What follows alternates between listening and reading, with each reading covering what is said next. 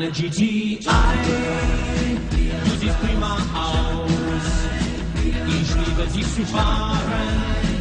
Und die Leistung. In Germany, people who love high-performance driving drive a Volkswagen GTI more than anything else. Introducing the 1984 Start wieder braust, wieder saus, GTI. GTI. It's not a car, it's a Volkswagen.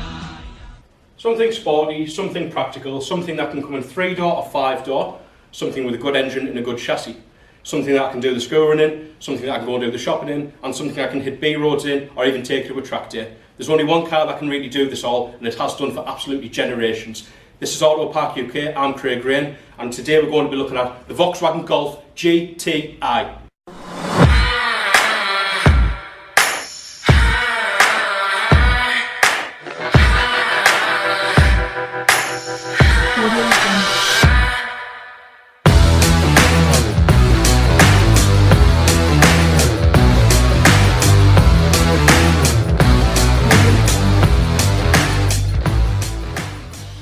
So this guy had an idea basically, a gentleman called Alphonse Luffenberg basically looked at the VW Golf or the VW Rabbit as it was sold in the States and thought, you know what, we can actually make that just a teeny little better. I'm going to stay behind after work when the big bosses go home and see what we can fit in. So basically it resulted in it getting a 1.68 valve that could do 110 mile an hour, which was the late 70s. I mean, people in Porsches and Ferraris weren't even going to be bothering doing that because they were too expensive to buy.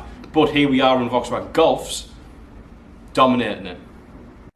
And then the 1980s arrived. Big hair, cool fashion, good music, Africa by Toto, that kind of thing. So basically Volkswagen got behind the Golf again and they introduced the Mark II Golf GTI. And basically this was even better. It had a 1.8 litre 8 valve, it had a 1.8 litre 16 valve, it had a nice interior, it came with a factory optional BBS wheels, it handled like a go-kart and everybody loved it.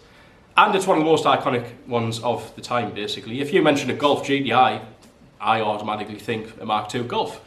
And it was an absolute success, just like its daddy. We're going to jump ahead in time once more, we're going to time travel just a little bit because it's 1991. The Mark II, success. Then Volkswagen get the design team in again and introduce the Mark III Golf. Mark III Golf GTI is just the same. It basically kept the same wheelbase as the Mark II, but it got a little bit heavier. It kind of lost out a little bit. It gained a bit weight and just started looking a bit more rounder. Kind of how I feel at the moment, being nearly 28.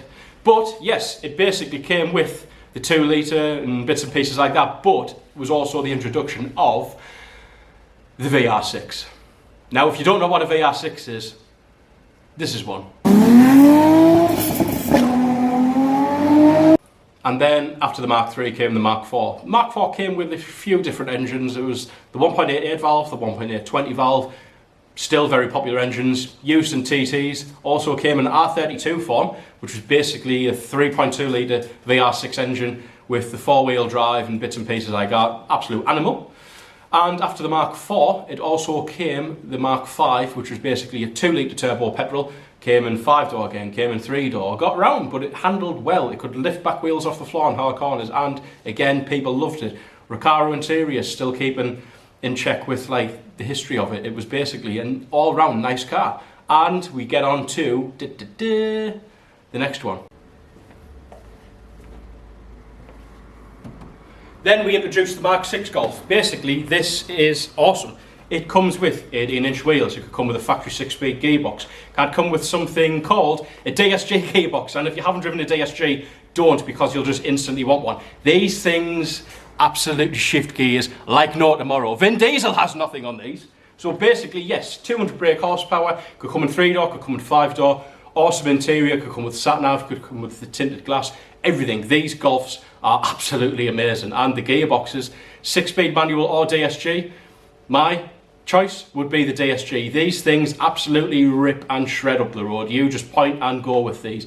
And what a great engine. The 2 litre TFSI is smooth at high revs. It comes on boost like a hammer. It's absolutely mind-blowing. It corners well and sounds absolutely awesome too.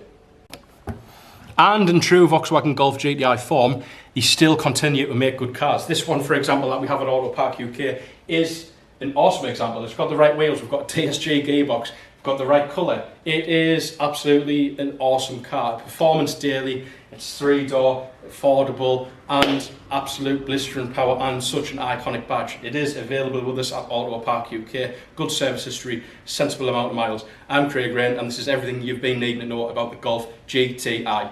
I'd best just go and do me normal stuff now and just go and advertise some cars. Been brilliant, thank you.